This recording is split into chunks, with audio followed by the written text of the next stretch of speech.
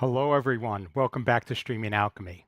I'm John Mahoney, and on today's show, we're going to take a look at how you can use the YoloBox PRO to control remote presentations. And it's some very cool features that they added in their most recent versions that will allow us to do this. But before we get to that, let me just invite everybody, please, if you have anything you'd like to share with us, have any comments, any insight that you want to post, please. We welcome the interaction. Also, if you'd like to join us live on air here, just give us a call. You can go in through the URL here. It's also in the show notes.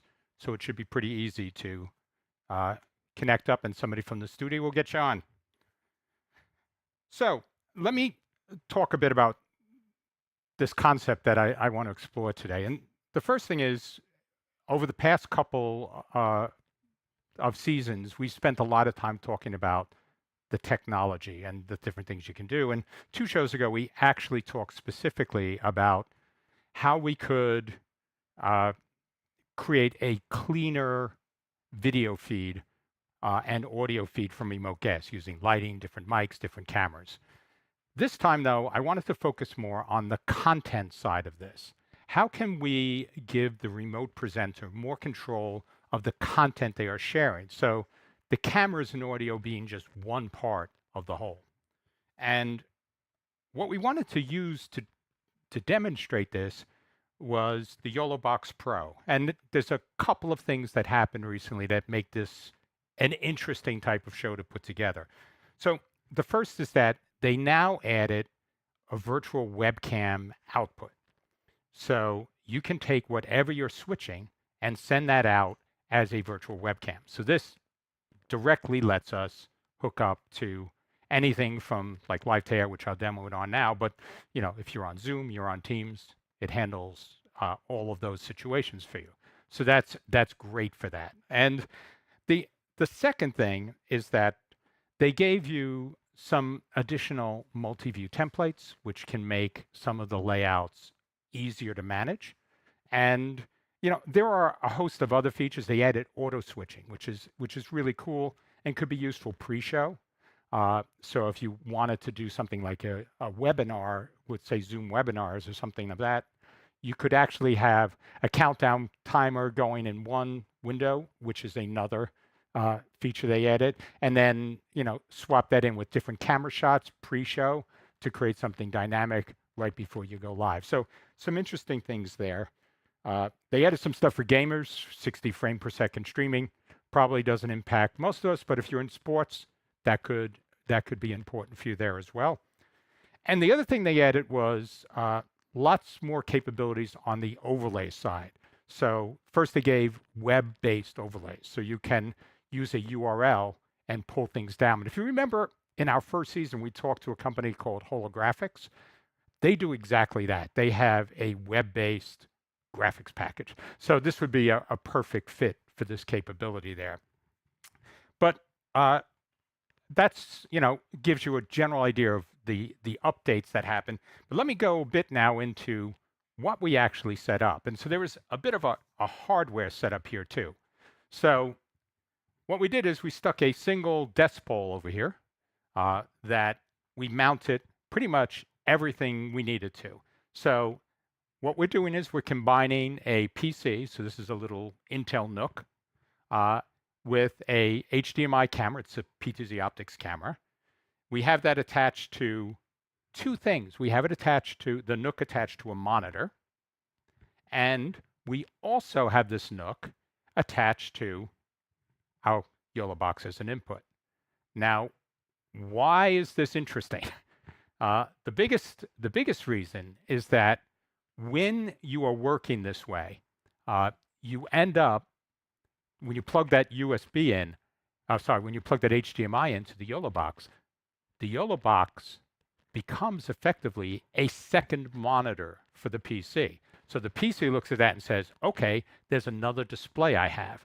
This means that we now can use the top display that I had right here to control things that are, basically being displayed in the YoloBox. And that makes it much easier now to do some of the things that could be more cumbersome.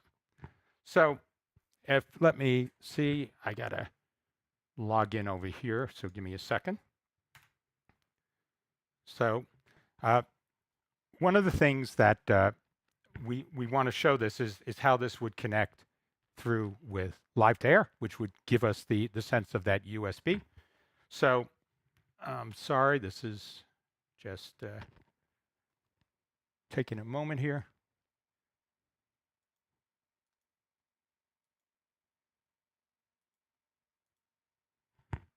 All right.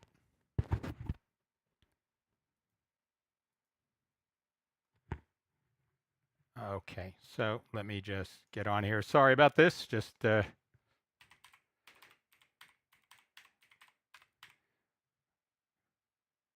okay. So what I just did now is I connected the top computer to live to air, and I'm just going to connect this now as a guest coming in. And so what you're seeing here is the output from the YoloBox. And if I just give you a sense, I have an HDMI camera hooked up to this. I have a USB camera hooked up to this. I have an iPad hooked up to this. And I also have the Nook hooked up to this. But in this Nook now, it's operating as a second monitor. And so what I have, if I go to the top monitor over here, and you take a look at what's on here, I'm actually running a PowerPoint presentation here. And this means that I can go and start this presentation up here. Okay, let me just, and I'll slide this over a bit so can see both. And now what I have is the ability to look at both my presentation and my return video from the studio. So in this case, this is just, let's sort of go on air and we'll see this. So this could be the video that's coming from the studio and I can see that. Operators could still do things like, talk to me or do whatever they needed to. And now I have my slide controls up here. So if we switch to the bottom monitor, which is the YoloBox over here, you'll see that I actually have my slide presentation going on here. And the slide presentation now can play out, and I have complete control of this.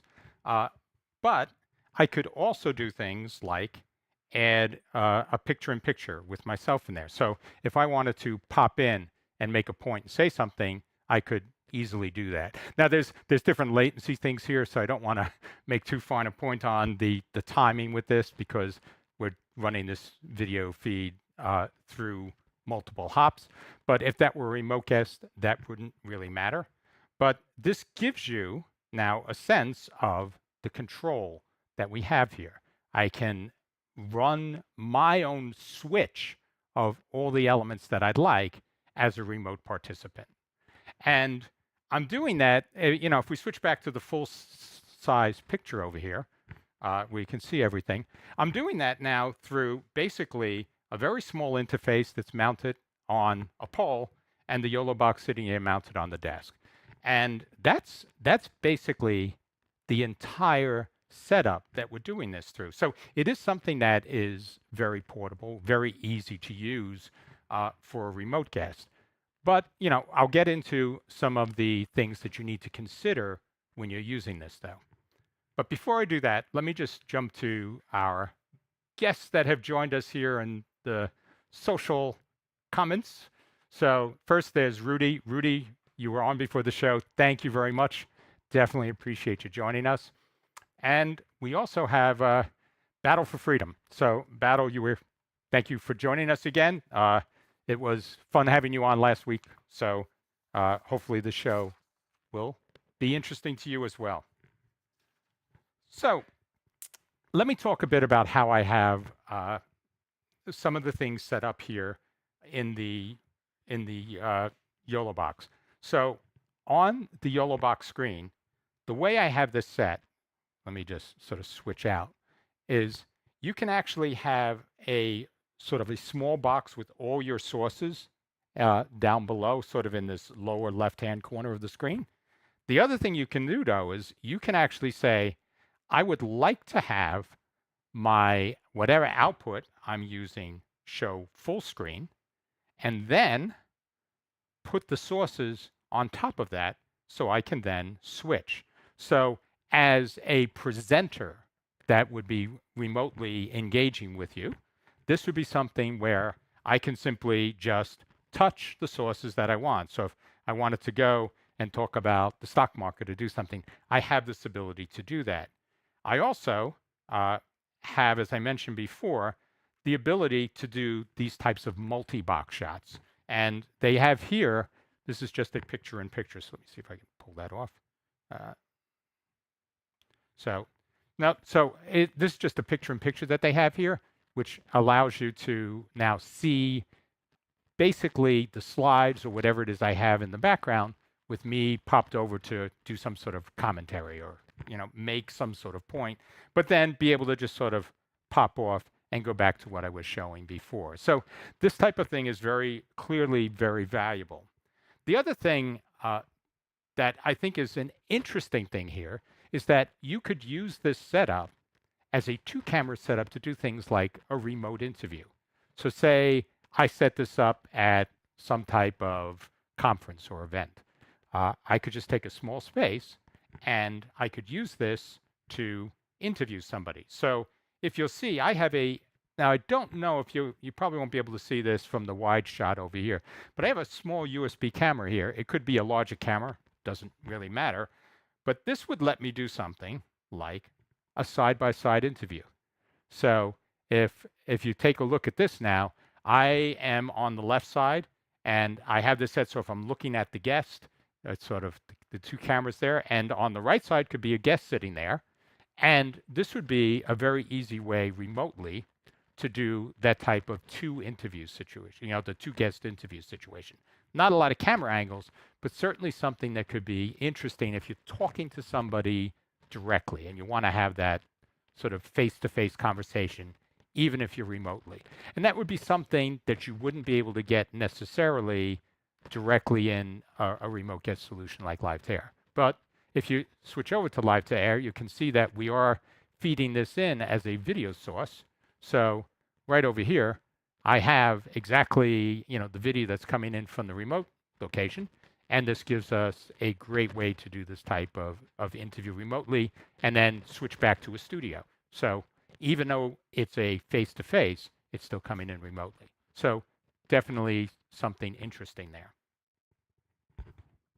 Okay, so the other piece to this is now that we have all of this set up here, the other thing is you have something like an iPad. And that was the other input that I wanted to talk about here. So having an iPad as an input, the way we're doing this is we're just using a small HDMI adapter right here. You can see that is coming out of the iPad and feeding into the YoloBox. So this is our HDMI input 3. But what this means is that anything that we're doing here, so any feed that we have, anything on the screen can now be brought into the YoloBox and used as another feed. So when you think of the number of things you can do on an iPad, just as sort of an interesting thing, going through and just sitting here and going through. So, if I just put this up as, sort of the output from the YoloBox and myself up here, this is something I could do now very cleanly with this is something I could do very cleanly with just, tapping on the iPad to move through different stocks here. So let me just make sure that's the output here. There we go. So everything I'm doing here now will just move and show. So again, something very, very convenient when you think of small footprint. And I think that's the key in everything I'm trying to show here today. Yes, all of this stuff is possible with larger systems, with vMix, with TriCaster. So it isn't so much that this isn't available in other platforms. It's the fact that I can sit here with what is effectively an iPad wirelessly, a Nook, and a YoloBox, and do all the things, show all these things to an audience. And if I wanted to take the PC out of the picture, there's still a lot you can do. And that I think is going to be probably one of the more interesting use cases to think about here. So when we were going through this and started to look at what we could do with the iPad, we saw a lot of cool stuff. And one of the things that we noticed was that using HDMI, you can get audio and video out of the iPad. And this could be, this could definitely be something that is pretty interesting from a communications point of view. I'm going to get to that in a second. Let me just jump in. So we had Michael Quist has joined us from Denmark. Michael, thank you. And so he says, so right now you're demoing Yolo through vMix. So yes, so basically it's sort of like 2 steps removed. They're going from the YoloBox into live to air, and live to air, this would be an input in vMix or into our TriCaster because we're switching the show on the TriCaster. So just give you sort of the pipeline of how things are moving around here. So we're doing a lot of screen captures and other stuff. So it doesn't necessarily represent the true quality you're getting out because we're sort of handing this off from device to device over time. So there'll be more latency and other things, but it definitely should give you a sense of how this would all work together. But let me jump in and do the following here. Okay. I just want to see if I can jump over to Zoom. Okay. Okay.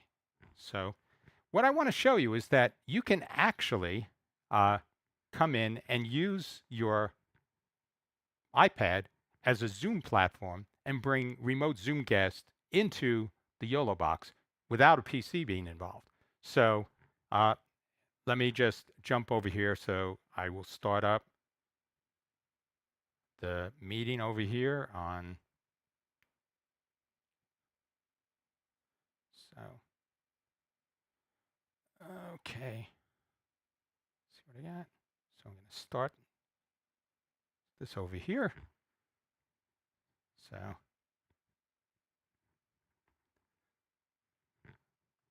okay. So now this is what we have happening over here. So let me see if I can join this meeting here, over here.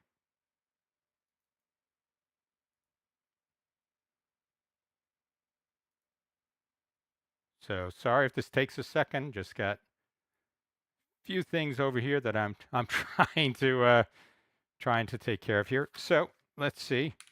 We got this. I will go in and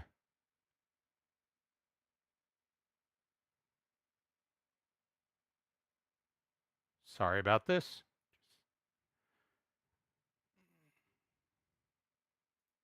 Okay. So let me see if I can just join here. Okay. So now I should be coming up in a second here.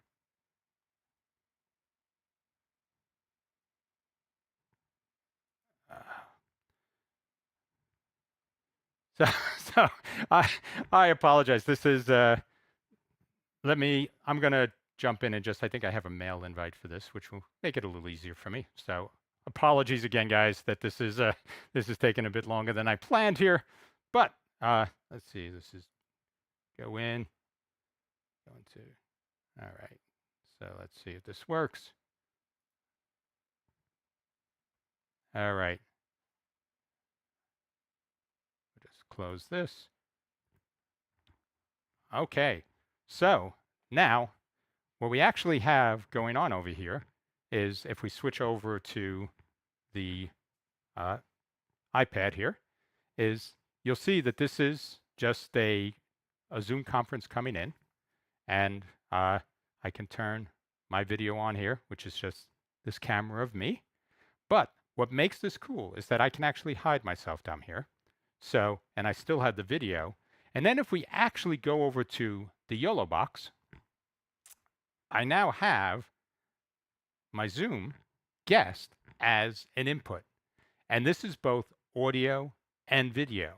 So even though the Zoom guest is going to just see whatever the camera is on my iPad webcam, the audience will see this guest. And if for no other purpose, when you think about what we're doing here, if for no other purpose than just to bring somebody in via audio and potentially go in and have something where you could, switch their video if that was significant or they wanted to share a screen or something, you can actually now do remote interviews with just the YoloBox and an iPad and an internet connection now. So this is another dimension to, when you look at this as just a small platform, this is another dimension to what you can do into this footprint. Now, the footprint I'm talking about is just these two devices here. So this is not something that requires any of this up here. So you could turn around and say you have a camera and you have this and you're just live streaming to YouTube. You could do either an interview or you could do this as an audio only, basically like a call-in. And because it's Zoom, you can have multiple people on here. So you could do something that was more of a discussion and just switch between them. But everybody, that audio could still come in. So now you can start to think of Zoom as potentially a venue for questions or other things that may be coming in to live events you could have. And again, very, very small footprint for all of this. So that is not something I'd actually seen before. There's nothing special about this. I mean, we just configured things the way they could naturally work. But just as another dimension to what you can do with this box, we thought this was pretty interesting. So before we wrap the show, let's go back to our comments over here and see where things are at. So Michael Quist is asking about what exactly is the latency on Yolo and iPad to Yolo. So there's very little latency on the inputs coming in.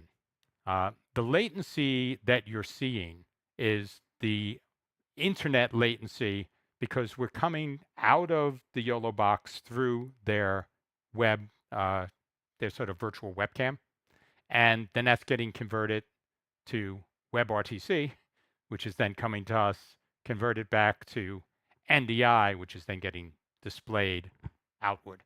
So there is clearly a lot of latency in that pipeline. So, this is not some brief thing. We're probably talking, 250 milliseconds in total for that entire pipeline. But locally, there is almost no latency going on here. So what you will see is it's really hard to get a shot on this, but you can see that the difference between these two, with the head turn and that, it's probably maybe a couple of frames coming out of the iPad and over to the YoloBox. And the cameras and other things are pretty much a similar latency, the inbound latency on HDMI. And you have to keep in mind that HDMI is actually a high latency interface normally. So you can end up having, just technical delay from the connection. It's not necessarily a software delay. So something that may be interesting. So the Zoom, the question Michael had then is this Zoom on a laptop? And the answer is no. I'm actually running Zoom on the iPad. And that's what makes this so compact. All I need is to have an internet connection on my iPad. And so that Zoom link now is all, iPad and YoloBox. So that's it. That's all that's involved in making that Zoom connection. And however anybody connects from the outside, that's there. So definitely something that covers it all. You don't need a PC at all in this scenario. If you have internet, you could stream to YouTube, Facebook. They have a multi streaming service in from YOLO Live that does all this. It comes bundled with the YoloBox. So again, not a lot of extra pieces to this. So what I'd like to do, let's actually, since we're into sort of questions and back and forth on this, let's actually jump to the post show, and I'll go through the rest of the questions because I know there are more out there. So we can get into this. But we will be here next week for another show. I believe we're going to be doing another show with some scripting in it. So stay tuned for that. If you can't make it for the post show, we will see you next Friday. Otherwise, we'll see you in a couple of seconds. Take care, everyone.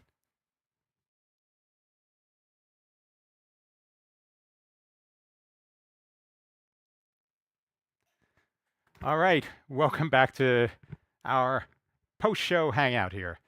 So there's a lot more questions. So let's see. So we have Louis Kume. I hope I'm saying your name right, Louis. He's saying good evening from Kenya. So Louis, thank you for spending your Friday evening with us. I appreciate it. We have Jawad is saying hello from Vienna. So Jawad, good to see you again. Thank you for joining us. So Michael Christ is asking, he says, so would Zoom be an easy vMix call, but without the 8 guest limit?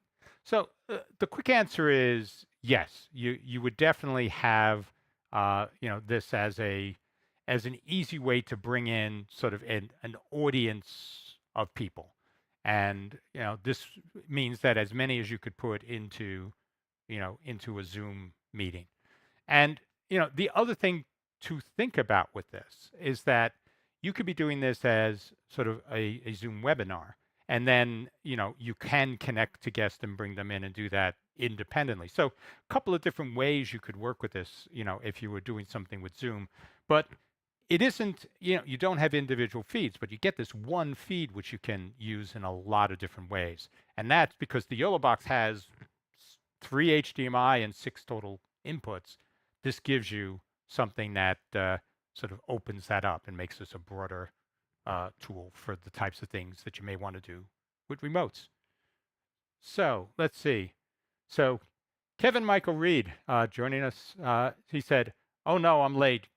Kevin, no worries. You're welcome anytime. And we have this up, after the show for Facebook and for YouTube. So no issues there.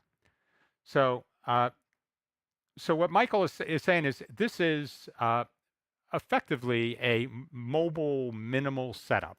And the answer is yes. I mean, what you get here is something that at a baseline, you can just say, I could take this out of a backpack, stick it on a desk with my iPad, my YoloBox Pro, and if I have internet I can connect to, even wirelessly, if the quality is decent, I could plug in a camera or a USB webcam and get going. So it does give you that very compact footprint. The other thing, which is sort of the second thing that you're asking, is say, can the YOLO use some kind of USB modem as well? In addition to wireless, you can actually put a SIM card in it. So it can work as a standalone cellular connection, mobile cellular. So even if you were doing this like from a park somewhere or someplace where you didn't have any type of public internet, you could actually go and do this as well. And this would, again, give you that very tight footprint that over cellular, if you have enough bandwidth, you could do that. The same thing, if you wanted to do stuff with an iPad, I'd probably recommend going and doing something more with a phone. We haven't really worked through all the different scenarios we could get this to work from. But if you had, your iPhone and a YoloBox Pro with a SIM card in it, you'd probably be pretty much connected for everything we showed here. So, so Battle for Freedom says, what? I thought we stoned the latecomers.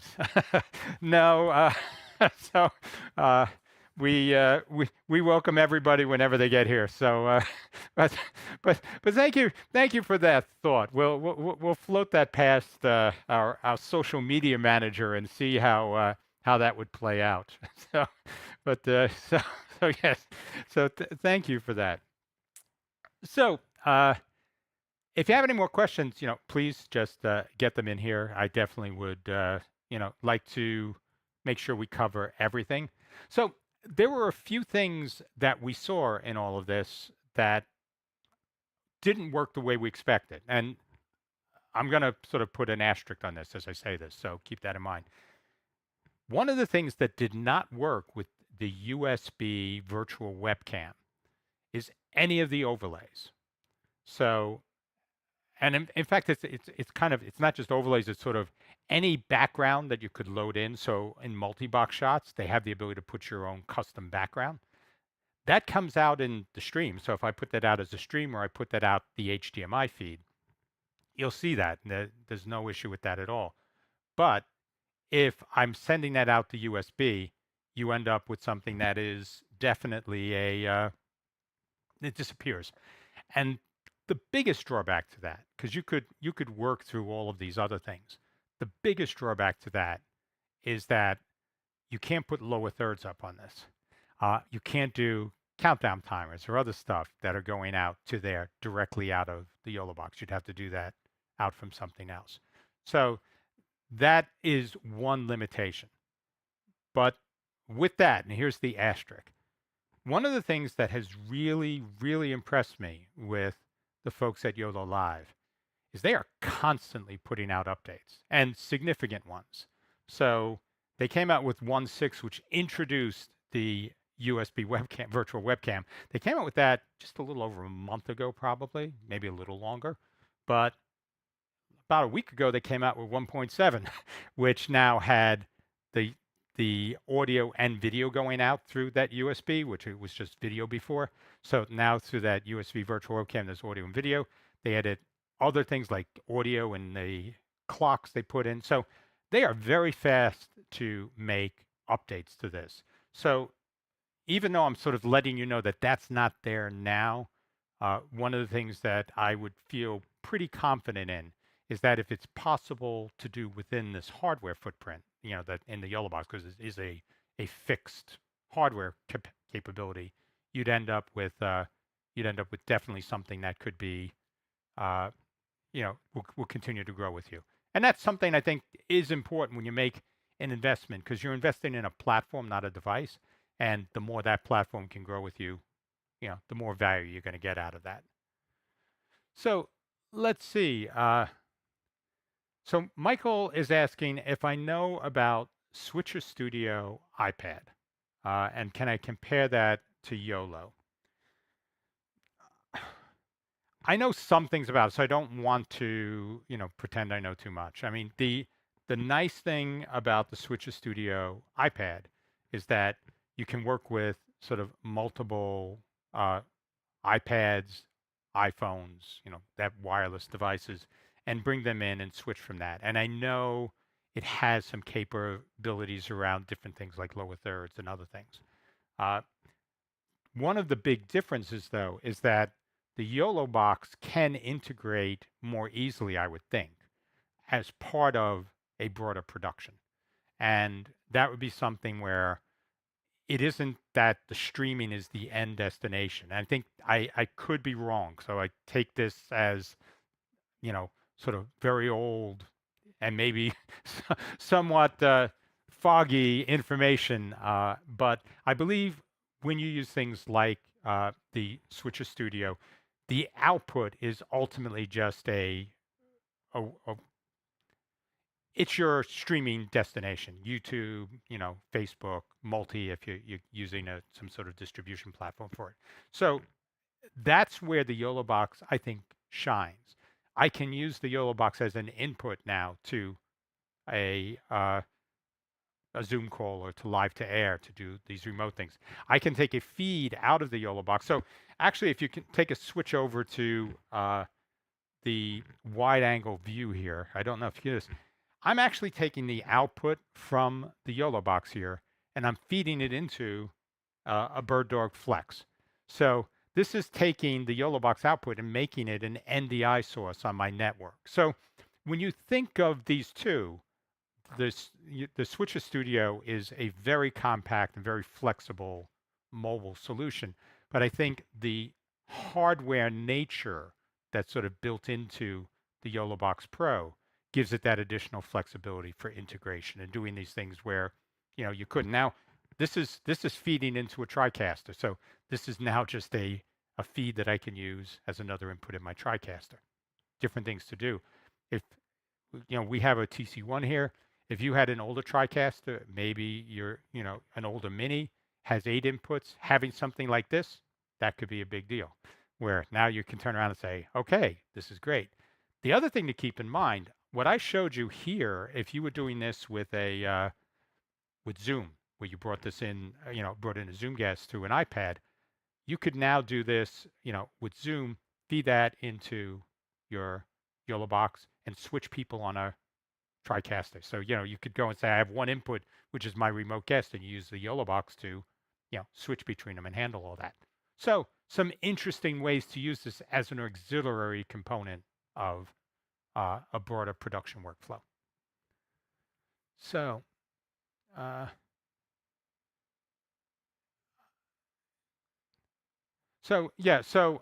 Michael, I'm hope I'm understanding. So it is a mini hardware switcher. So in that sense, you have 3 SDI inputs, 3 HDMI inputs that you can bring in. But that's one of the things that we've seen is in a lot of productions, it can be easier to have an auxiliary switcher where somebody is doing stuff that then whoever is the main TD, whoever is running the main switch for a show, they can just say, I'm going to my remote feed, and that's going to be managed by somebody else. And some of it can simply be, I want to take in multiple laptops. I mean, so another beautiful example for this would be, this is a great way to feed out different laptops into other devices. So if I was demoing software, if I was going through PowerPoints and back and forth between them, you could use this as just a way to switch that, not even cameras, just sort of device inputs. So definitely pretty cool. And, the PowerPoint slides, this is something that we've seen, having this type of model for just controlling slides and feeding that out could be really convenient, especially when you're in tight space and you don't want to have to have laptops sitting all over the place. This type of setup with sort of the pole and all in a vertical orientation could be useful. So so let's see. So Battle for Freedom. So he said, you said so many things that I didn't even consider for broadcasting in vMix. So yeah, I think this is something that you definitely could use. And vMix Social. I mean, we actually bring vMix Social into our TriCaster directly, just as a point. So we're using that as an NDI output and bringing that in. But there are social inputs on the YoloBox Pro. So you could go in and look at the comments. Say you were streaming to YouTube and Facebook. You could look at the comments on both of those, and you could put those up.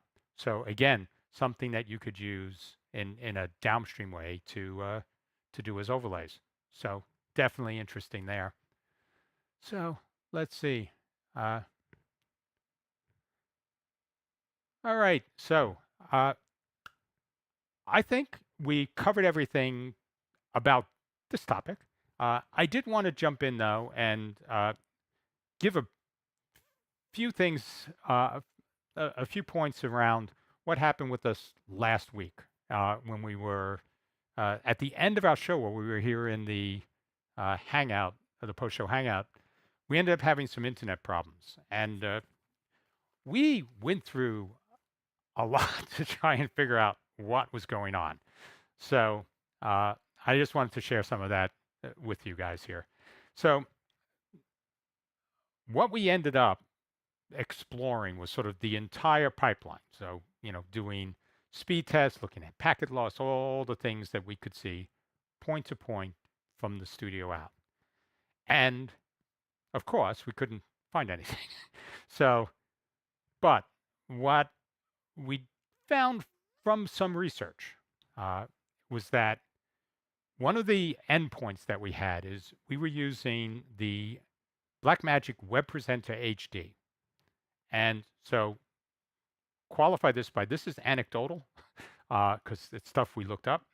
So we don't know definitively if this was the cause. But what it appears is that if network conditions become challenging, the Web Presenter HD can buffer the feed, which one of the things we loved about it is that if you had that. But if there's too many problems, you can end up in a death spiral on the buffer. Basically, the buffer fills and it can never unfill. And then you're running through this jagged, not watchable video stream. So we did some upgrades through the past week. So we changed out our router. So the first thing we said is, well, if the router might be a little dodgy or a little underpowered, that may be causing problems, sort of back channel. So we had an old, I think it's like a D-Link or something router that we were using for this. It's all on its own network connector. So this has its own IP up. So there's nothing else outside of our stream that goes out this internet port. So it's a dedicated stream. So we just switched out the router and put in an Edge Router Pro. So it's an older model that we had here. We put that in to make sure nothing there. And then we switched out our Web Presenter HD. And we had a Media DS, which is basically a 1U encoder. It's a PC encoder, but very high end. We've used it, for demonstrations and other things in the past. But so we put that in. And so today we are sort of going through a new router and a new encoder for this feed. Hopefully, we don't see these problems come up, or as Battle for Freedom said, these undocumented features, hopefully they do not exist in this new pipeline we put together. But so that's where we are. Network problems, and believe me, we'll be the first to admit it, network problems can be the most difficult to diagnose because they don't just involve your stuff. They involve a whole pipeline of things that all have to work. And so, this could be things that are going on our ISP that are having a blowback effect on the Web Presenter HD that, then ended up causing sort of the death spiral with the buffer filling. Again, though, we loved the Web Presenter HD. I mean, it was the nicest interface we ever had for monitoring a stream going out. So if this is related to that, we're very hopeful that will be fixed in a software update, and they do periodic updates to this in the firmware. So because we'd love to get that back in the mix, definitely something really cool as a hop in all of this. So we'd love to see that back in there, but fingers crossed, all of this will be working for you. All right, so I think that is a wrap for today. I appreciate everybody.